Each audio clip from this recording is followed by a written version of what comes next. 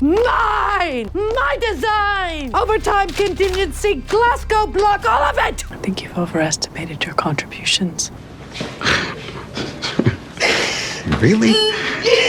These facts should be very pleasing. Try to enjoy each equally. Here is a full explanation of Severance Season 2 Episode 8 that is titled Sweet Vitriol, and I want to talk to you about this episode name. The term Sweet Vitriol dates back to the 16th century when the German alchemist Valerius Cordus synthesized a substance known as Oleum Vitriol Deutsche, which translates to the sweet oil of vitriol. Now, this is not the first German reference on the show. We had only in a previous episode Dr. Mauer, which translate as wall. We had the Butzemann Clinic, which translate as the Boogeyman Clinic. Please don't go to the Boogeyman Clinic, yeah? And we also have Mark's Refrigerator with the book Resurrection by none other than Leo Tolstoy, which is also been shown to us in its German edition for some weird reason. And we have many more, so I don't know about you, but I'm definitely gonna have to rewatch this whole TV show again, just looking for more German reference. And it kind of makes me think that maybe the whole Kier family somehow were immigrants from Germany or any Germanic country like Austria, Germany, etc. Now, today we know sweet vitriol as ether, one of the world's first surgical anesthetics. It was revolutionary. When inhaled,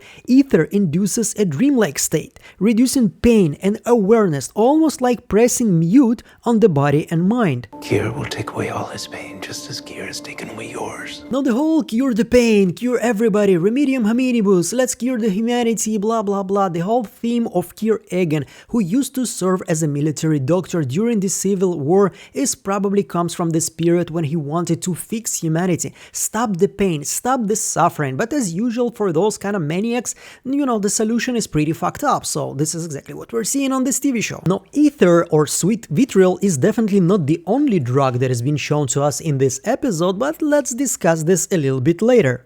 So when people told me that this episode is going to be the shortest episode of the series so far, counting only 37 minutes, my reaction was, No, I don't believe you! But then again, finally I can make a video on time, since seeing all those other YouTubers releasing their videos like a couple of seconds after the episode was released never made me Filled with malice and resentment. So in the beginning of this episode, we are seeing Miss Selvig comes back to Salt Neck. This is the town that we have already seen in episode 3 of this season, and this is probably her hometown. This is where she definitely grew up. I'm still not 100% sure that this is the town where she was born, because we still have no idea who her father was, but this is definitely a place where she was raised to become one of the most loyal Lumon soldiers. She was raised by them, she's a soldier. Now, the whole scenery is absolutely beautiful, cold, exactly like Miss Cabell's exterior, who didn't show us too many emotions until this moment. And all of the scenery, by the way, kind of made me think about the Walter Mitty's movie. You know, BenStiller there, BenStiller here, kind of has some similarities, but it doesn't really matter how beautiful the town is because it's completely dying. Everybody in the town is old, there are no young people, nobody's giving birth here, and everybody is a freaking drug addict. They all sniffing the same ether that we just talked about in the beginning of this review. And at this moment we realize that the whole town was built around a Lumon factory. We are still seeing some remnants around the town, but definitely it was abandoned already by this corporation because it moved to something better, something that was invented by none other than Miss Selvig. Mine! My design! For example, on this building we can read Kier Egan's Lumon Ether, there is a miracle cure for men. So this is where they were producing ether. We can see the factory with the old logo. I don't know, it kind of looked like a flask, it doesn't look like a drop, but once again let me know what you are seeing there in the comments. And if until this episode we all thought to ourselves, oh my god, this Lumon Corporation, they are so bad, they are so evil, they are doing so many horrible things to our innies, oh my god, this is basically just the tip of an iceberg, because in this episode we discovered that Lumon was endowing themselves in some child labor. And not only that, they were creating an environment in their workplace where those children as young as 8 years old were sniffing ether as a recreational drug. Oh, I haven't done that since I was 8. So tell me, my dear boy Kier Egan, this is how you wanna cure humanity? This is your remedium hominibus, you mother sharer vessler? Helly, we shared vessels. You should have just stayed in the forest with your stupid twin Dieter. Both of you should have just masturbated on the trees and saved the world from your crazy ideas. Anyway, Miss Selvig enlists the help of her old buddy Hampton, who right now is some sort of a drug dealer in this town, and he is aware of how awful Lumen is, because as soon as he hears that they can be watching the house of her aunt Sissy, he is not even closely surprised. He knows exactly how vicious and terrifying Lumen can be. So as I told you, they're going to see her aunt Sissy, who is a town pariah because she still believes in Lumen. She's a zealot and she lives by the 9, which of course is a reference to the 9 characteristics and 9 virtues of the LumonIndustries. So we learn that this is the house where Miss Selvig was growing up, at least until she was 12, because this is the age where she probably left to the Myrtle Egan School for Girls, as those marks on the door indicate that they stopped measuring her growth at the age of 12. Now her room is absolutely empty because she probably emptied it when she was leaving this horrible place. She was looking for some, bright future, learning from Egans themselves. Being one of the brightest students, she was obviously some sort of a genius. She was hoping for a very interesting future for herself. And also in this moment we realize that all of the people in this town, or at least most of the people in this town who are drug addicts right now, they probably all used to be children that worked in this factory, and she was their matron. Sissy was their matron, somebody who was taking care of them. And since Miss Selvig blames Sissy for giving Hampton the taste of it, the taste of ether, You gave him his thirst for it! we can assume that her, as a matron of this place, she was probably in charge of the children of this factory. And because this work was pretty crazy, they used to work like big shifts of 10-11 hours. You ready to man the vat for 10 hours? They probably suffered a lot of pain, and this is when Sissy started to give them ether. I don't care for perchloroethylene, and I don't like glycol ether. Anyway, moving forward with the plot, and Miss Selvig demands the key to her mother's room, which Sissy doesn't willing to give up. So Selvig breaks into her room, and this is very similar to the room that we have seen in episode 6 of season 1 in Mrs. Selvig's house. Both of them are zealots, both of them are believers, and this is exactly the second meaning of the sweet vitriol. I mean, we have seen Sissy basically getting confirmation, facts, that Selvig, that Cobell was the one to invent the chip, that she was fucked over by the Egans. They were taking the credit for her invention, and even at this moment she was completely a believer and wanted to burn all of these proofs, because once again she's intoxicated with their ideas, she's intoxicated with this Kier religion. There is absolutely nothing here, no personality, only ideas, just like the demons from the Fyodor Dostoevsky's book that we discussed in my previous review, which you should definitely check out if you missed this. If you're first time on my channel, we are seeing that those episodes are titled in a very precise manner. The sweet vitriol is very important into understanding this episode theme, and the Chikai Bardo was crucial in understanding the previous episode and the whole Lumen goal. So this is exactly what I did in my previous review, you should check it out. And still I'm not 100% sure that Charlotte was an actual biological mother of Miss Selvig, because she always calls her mother, not my mom, not my mother. Usually when you're talking about your mom, you're saying my mother, you never taken care of my mother. Just like you did with Mother. It's not natural to talk about your mom, who you supposedly love, as mother. This is mother. This is how you talk about, I don't know, a nun, that basically, the head nun in the church or something like this, or the matron, or somebody who is in power in some kind of a matriarchy system. And honestly, at this point of the story, if I'm not gonna discover that Lumen was somehow stealing orphans and making them work in their factory, I'm just gonna be disappointed at this company. I mean, this is pretty evil. You didn't think about this? You were just taking children from their parents instead of, like stealing orphans and ruining their life? I mean, come on, Lumen, you can do better than that, right? And the whole Sissy room is pretty amazing, a lot of interesting details. I'm definitely gonna go through them again when I'm gonna have my 4K copy of this episode, but meanwhile we can check some very interesting things. First of all, we have one newspaper clip there that is talking about Jamie Egan assuming his role as the CEO from Kier Chronicle, and this is probably 2003, because this is the year when Jamie Egan became a CEO. We have the 4 temper dolls, very similar to what the Waffle Party had to offer, and almost identical to the same dolls that we have seen in Selvig's room in episode 6 of season 1.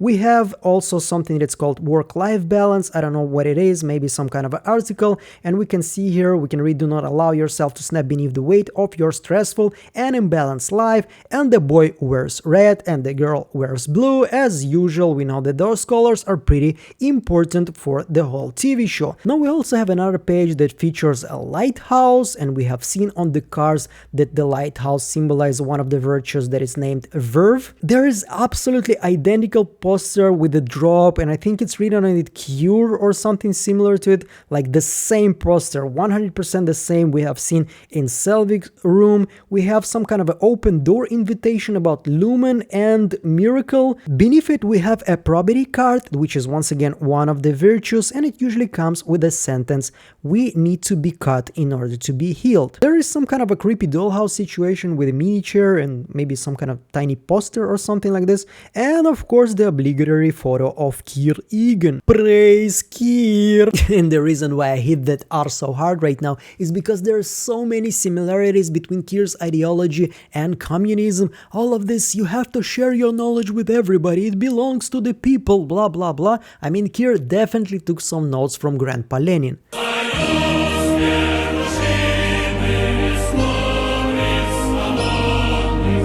We have also some kind of a patches, probably of the accomplishments that was made by CC. We have the Lumon Ether on them and different logos. We have the eye, which symbolize visions. We have some kind of a gymnastic dude that symbolize nimbleness, and something I can't really identify. We also have some kind of a goat tapestry, because you know, Keir is the goat. The goat! Now the whole imagery looks kind of biblical. I even thought that the left guy have wings, but you know, when you zoom in, it kind of looks like he was exposed to some gamma rays.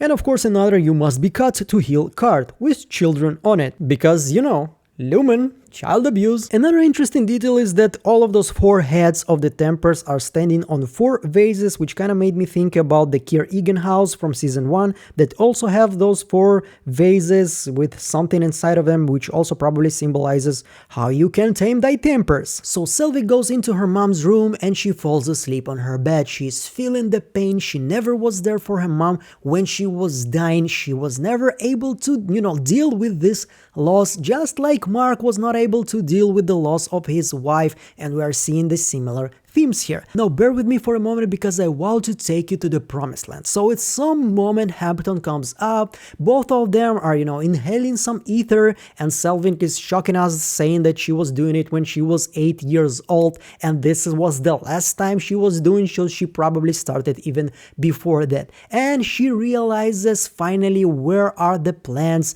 of the chip, of the Severance chips are being hidden. They are in the basement. So she is finding there a very interesting artifact. First of all, we realize that she was one of those Wintertide scholarship recipients. She was a genius. She was winning, you know, in the sports, in the hockey field games. She was there, you know, like a big star in the school. She even received a very creepy hat from Jamie Egan himself before he was a CEO. There was some connection between those two. And if you remember, the Wintertide was already referenced by Mr. Milchick when he was trying to, you know, put Huang on her place. You cannot graduate from this fellowship until I have deemed you Wintertide material. After she told on him to, you know, Lumon's management that he was using some big words and nobody can understand him. We can see that Myrtle Egan's school for girls was playing Keir's school and Guns school, where Mark and Gemma used to teach, and by the way, another German reference because Guns means hole, but then again, you should watch my previous video. And we also see that she was a recipient of this scholarship on the year of Wiles,